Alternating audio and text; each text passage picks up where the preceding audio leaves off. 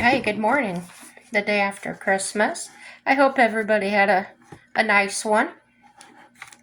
Today I'd like to talk a little bit about where I live. Now I know I told everybody I won't tell you, but I'm really proud of the place I call home. Uh, I'm in North Dakota,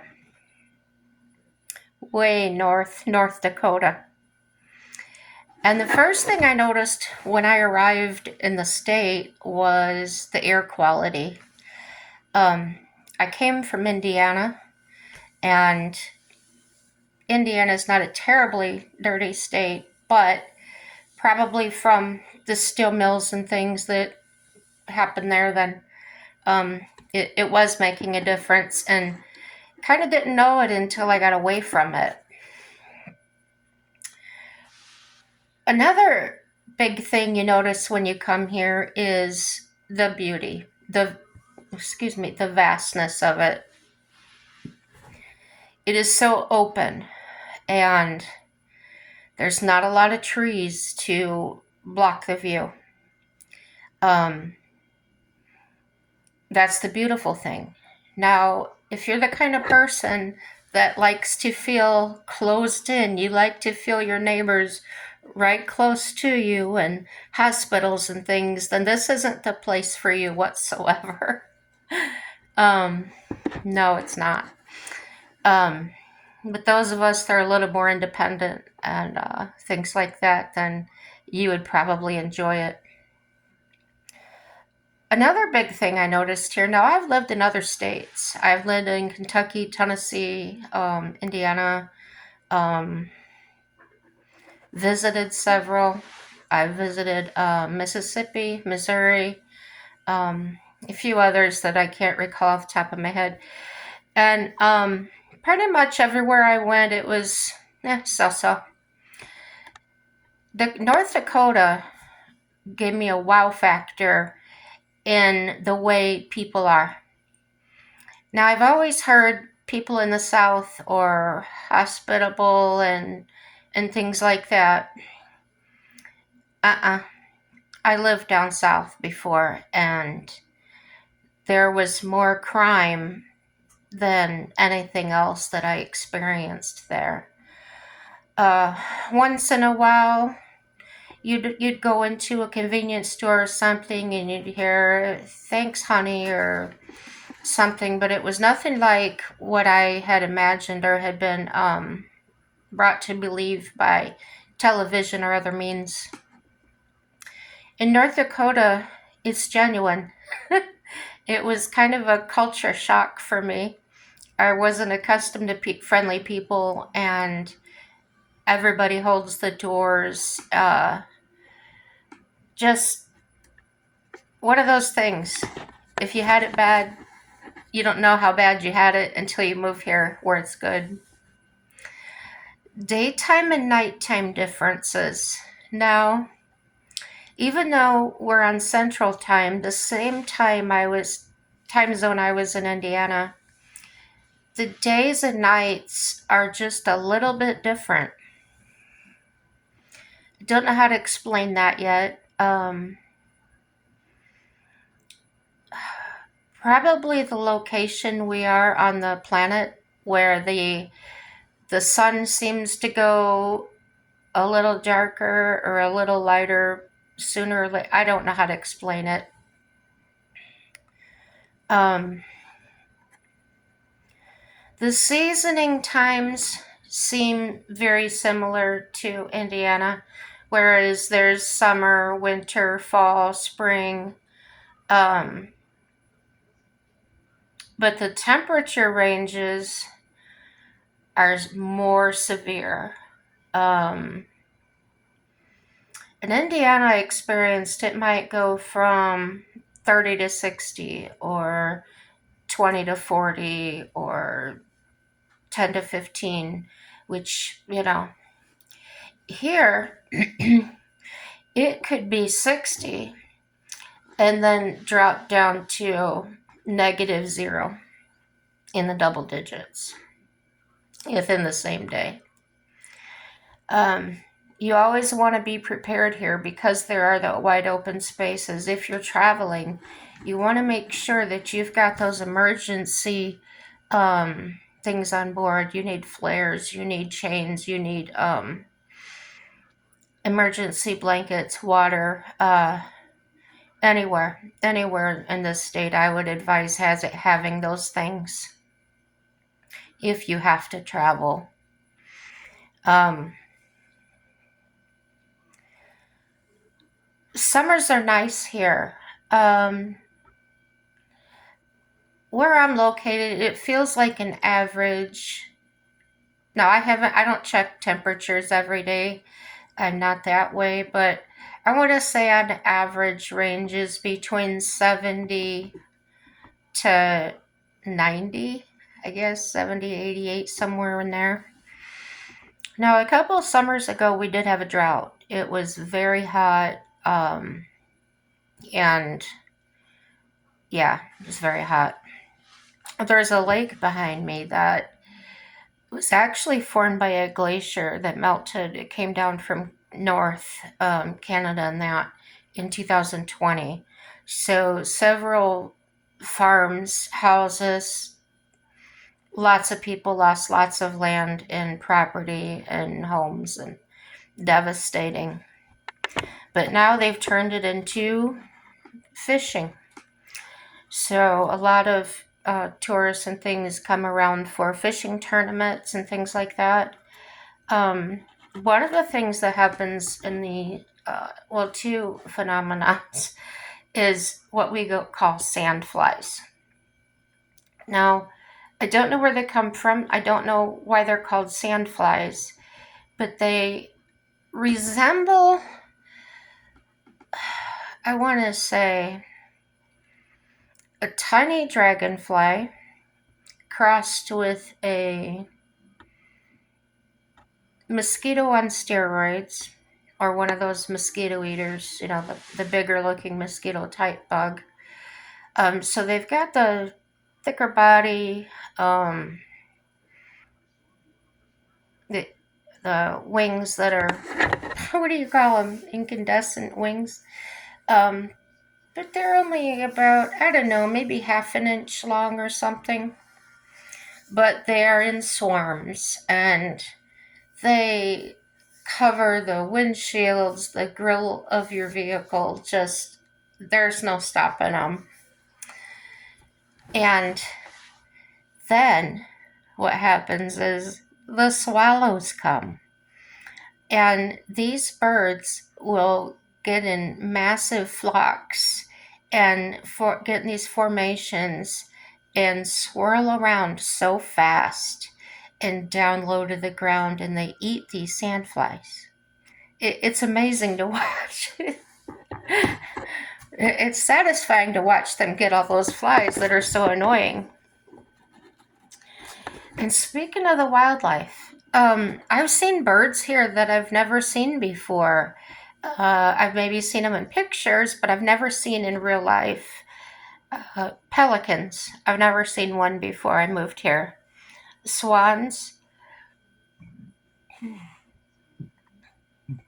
Now, I may have seen swans in Indiana. Canadian geese, I know I've seen in Indiana. But a bald eagle, I have never seen one in person, and let me tell you, pictures do not describe the absolute majesty and beauty of the bald eagle. It is amazing to see them up in that tree and just how big they actually are in real life. I've seen moose. I saw, I think you call them a cow, and her baby. As a matter of fact, someone posted on Facebook here a few months ago, we actually had one out here in the parking lot. If I find it, I'll send it to you. I don't know if I've ever seen a coyote before or heard. I'm sure I must have, but it's so pronounced here, the coyotes. There's lots of them. You can hear them all night in the summertime, especially in the fall. Of course, we have lots of deer and owls. There's so many different species of owls I've seen. Um, Hawks. Oh my gosh, the hawks. There's so many different types. And buffalo. I never seen a buffalo. Um, of course, I've seen them in captivity, but to see one just out, yeah, I've seen them now. um, here in North Dakota is the perfect, we get the perfect conditions to see the northern lights. And before I lived here, I had never experienced them in this way. It's like you can reach out and touch them. It is so amazingly clear. Um, in 2017, there was a storm chaser photographer traveling through a town called Bowden, Bowden, and he actually photographed a rare type of cloud formation, and I'm going to try to pronounce it for you correctly. And I think it's called Unulatus asperates. I don't know. It's sort of described as the view of waves, as if like we're the world under the water, looking up underneath the water. And yeah, maybe you can look that up. The town of Bowden, Bowden, in 2017. Okay, a lot of people ask me from down there below us. The average yearly snowfall across the state now, so this is everywhere, average is 25 to 40 inches. Yep. The place I'm at, I have not seen that much snow. Maybe in a snowdrift. I've seen a couple of snowdrifts out here that are pretty high, but as far as ground coverage, I haven't seen any of that, and I've been here 6 years. The snowiest place, according to the National Weather Service, with an average of 51.6 inches a year, if you can imagine, is Fargo. Yeah. In 1983, I looked this up. What was the record-breaking cold? I've seen it here as much as 30, 40 below zero. Oh, yeah. But in 1983 and 84, okay, there was a record-breaking cold and massive blizzard. December 22nd of 1983, the wind chills got 100 below zero. 100 below zero. Zero minus 100 degrees. Could you imagine? In February 1984, so this was in February right after that day, the massive blizzard was historically recorded as the worst. Driving was nearly impossible. Like, it was described as having somebody throw a white sheet over your windshield and you can't see anything. And there's just nothing. You have to stop. Hundreds of cars were stuck, stranded in snowdrifts, ditches, and some of them even abandoned their cars, really to meet their demise. There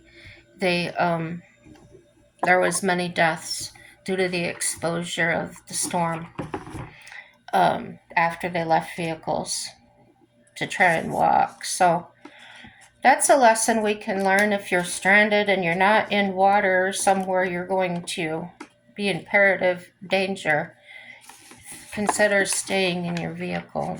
Try to stay warm. Try to survive the best you can until you can get help. So overall, how did the North Dakotians survive? First off, we're prepared, okay? To endure the cold and snow, we must prepare.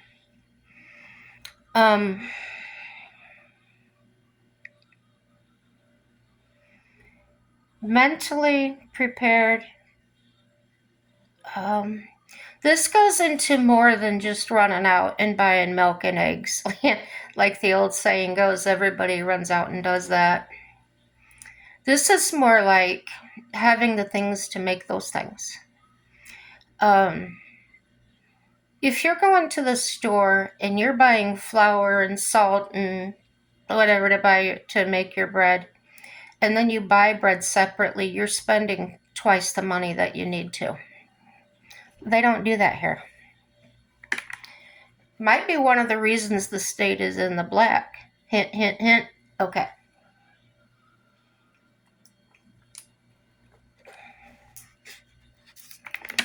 Really managing your money.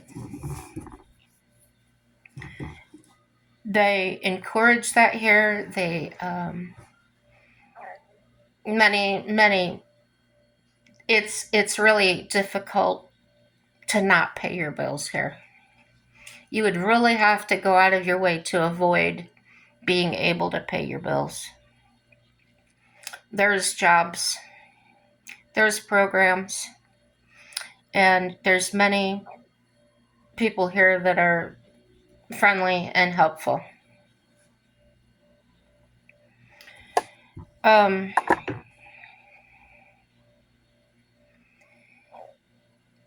If you're not a nice person and you intend to move here for nefarious reasons or to take advantage of people, you won't last. I guarantee it.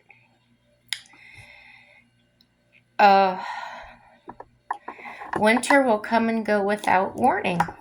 Oh, yes. The wind is what to worry about more than anything. I've been out on cold days. Saturday or Wednesday. I don't know. I think it was Wednesday I had a dentist appointment. It was -18 out. But I was wearing a sweatshirt, jeans, tennis shoes. I did have some gloves on. And I had the hood up on my sweatshirt. Good to go. Now, if it's -18 with a wind chill factor, I probably wouldn't have even been able to go out into it. The wind is what's to worry about. It'll cut through you like a knife. If you look out and you say it's sunny skies, it's warm out, it's crystal clear, it's the opposite. If you've got a crystal blue sky and it's amazingly bright out there, it's a cold, cold day. It's usually the coldest day, so be aware. If you see a sundog, bundle up.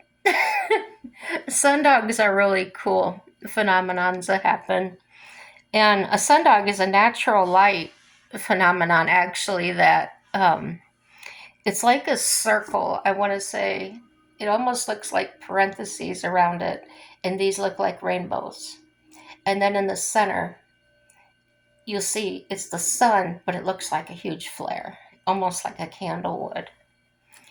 It's really neat. Beautiful. So, let me see. I wrote all these notes down.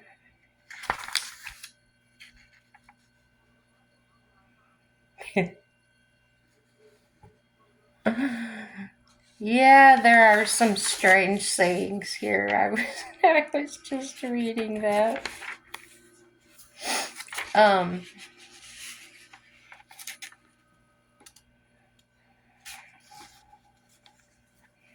Yeah. I'll just move on to the funny saying. The one you'll hear most often, most frequently, and from the first time I went to a Walmart till every place I go, I hear this oofda, oofda. It is spelled UFF hyphen DA. Okay. Now, we'll consider 40 degrees a heat wave, okay? And you're going to hear oofda. And what that is, it's a phrase to express surprise, relief, or exhaustion. So, if the weather reached 40 degrees, hoofda, it's warm out, okay?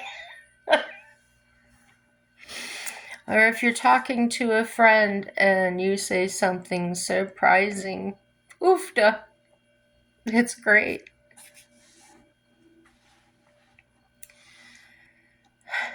Oh, yeah. Here's one for you. If you're driving down a gravel road and you see a big old ball of dust coming at you, just pull over and get out the way. They can navigate gravel roads back here just like a race car handles a racetrack. It is so neat. If you're one of these that has to drive slow on gravel, don't even try it because you'll get run over.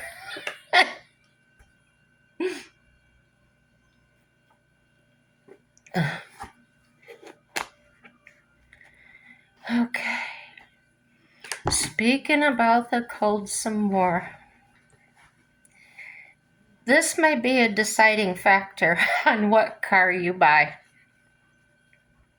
Does it have auto start? I might buy it. If it doesn't, forget it. And that goes back to the cold. Do I really want to go out there and start my car? Just push a button from in here. Mike's got a push button, the automatic start, and I don't. But it doesn't bother me. I just tell him to go start it. He's my automatic start. Deep snow cancels nothing here. You go to work, you go to school, and it's basically, unless a boiler goes out or a pipe bursts and floods the building, it's something like that, but it's not going to be called on account of weather. When you can't always clean your drive. Now, I live in a place they do all the sidewalks and parking lots for us. But I did live in town when I first came to North Dakota. And piece of tape. It wasn't uncommon to see some kid going down and shoveling everybody's sidewalks. And people walking out of their houses and throwing them a few dollars. It was nice.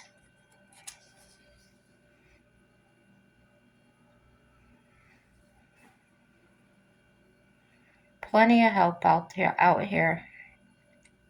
And there again, I say, if you're coming out here to try and take advantage of it, they're not stupid. Okay. Oh, yeah. Ice fishing and snowmobiling. You're going to see an ice house going down the road. You're going to see snowmobiles. You're going to see side-by-sides. You're going to see all kinds of vehicles with the tracks on there instead of tires. You're going to see the tracks. Yeah. Most of us love the winters here, and I say us because after being here 6 years, I now consider myself a North Dakotian. I struggled at first with the term hot dish. I was like, what is a hot dish? And from what they were describing, I thought, oh, they're talking about a casserole. But it's not. A hot dish is different from a casserole now. In a casserole, you might have like a tuna noodle casserole. You got the tuna and everything's mixed in with the noodles, the soup, and all like that, right? That's a casserole. North Dakota hot dish is usually meat, veggies, a cream soup, and then it's topped with tater tots or noodles. See the difference? I didn't either. But trust me, it's different. It has a different taste to it.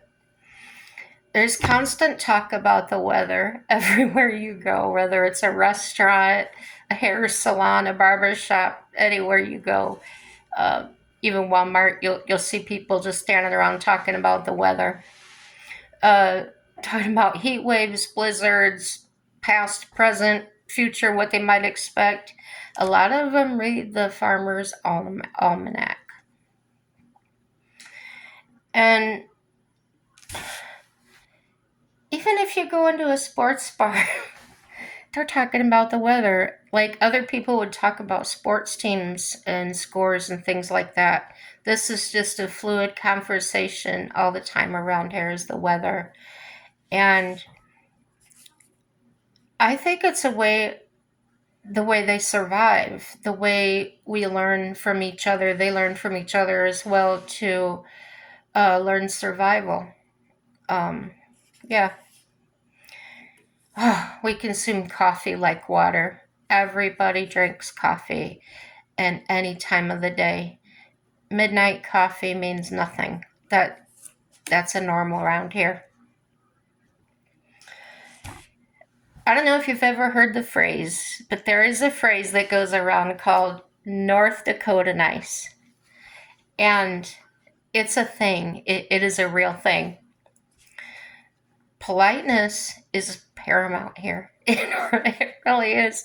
It's one of the things that culture shocked me. I'm a nice person, but when you're getting people around you actually acting as or being as nice as you are, it's quite comforting. The whole door's open. Even the children.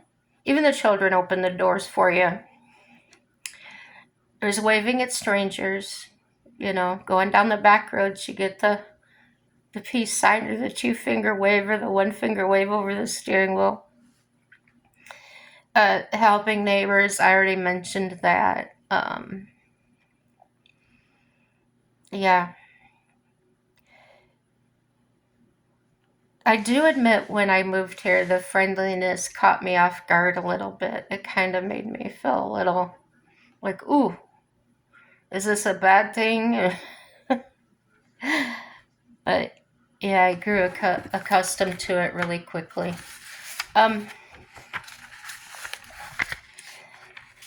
how is it where you live? Did you change states or anything like that? The way I chose to come here, I don't think I consciously would have said, "Oh, I want to move to North Dakota. I want to live in the snow and the freezing below zero weather in the wintertime." Um, what we did was we couldn't survive in Indiana. It was just he couldn't find a livable wage. He was working for minimum wage wherever he could get, and through a lot of that was through temp agencies. And our vehicles were paid off, but we still could not even afford to pay rent. Um, yeah, we were just in a bad way. So we decided to hang a map, paper map,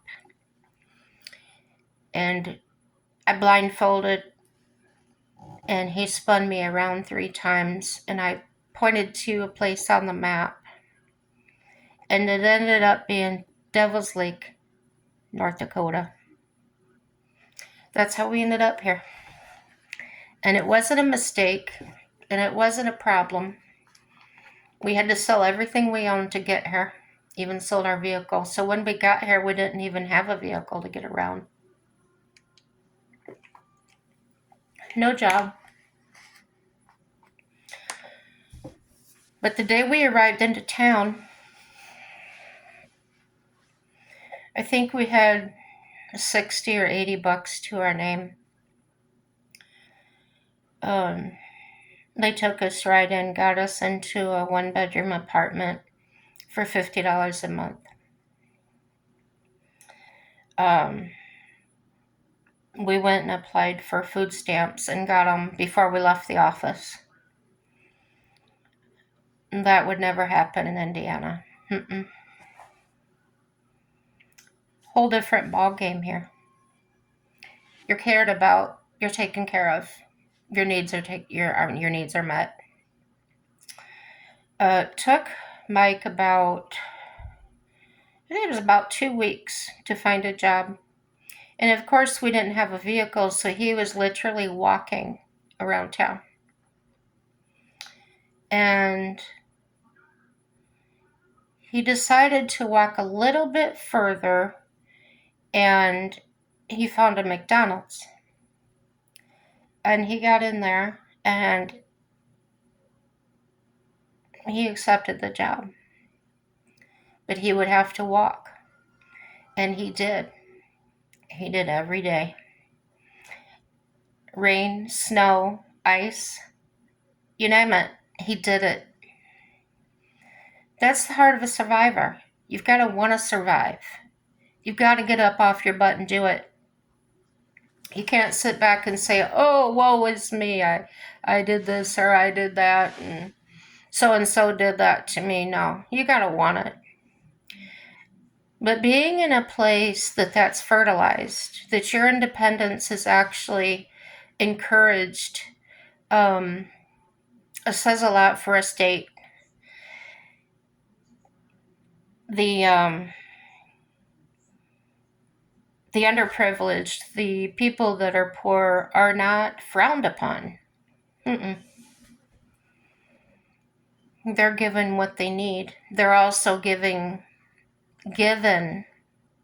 opportunities to change their situations.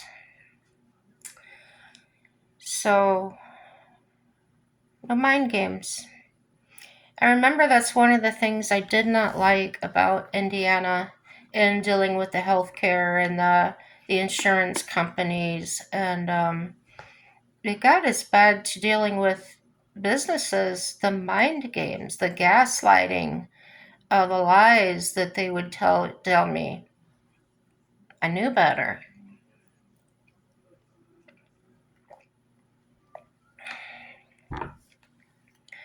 Nope. Don't have that here. All the medical diagnoses I had in Indiana, I come up here.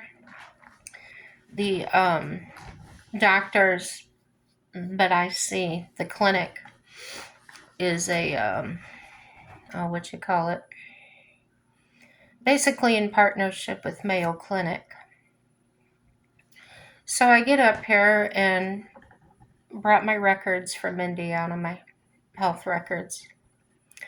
And they started from scratch and they went over everything. Indiana had actually misdiagnosed me in a bad way. They had actually diagnosed me with frontal lobe atrophy, basically stating that the front of my brain was dying. When I got here and had tests done, my brain is absolutely beautiful and fine. Things that make you go,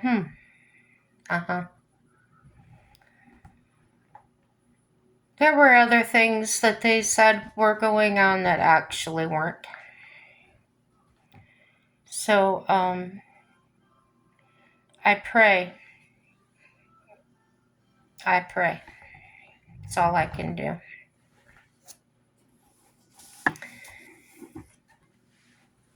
Good times. I hate ending on a down note, but I'm running out of things to say.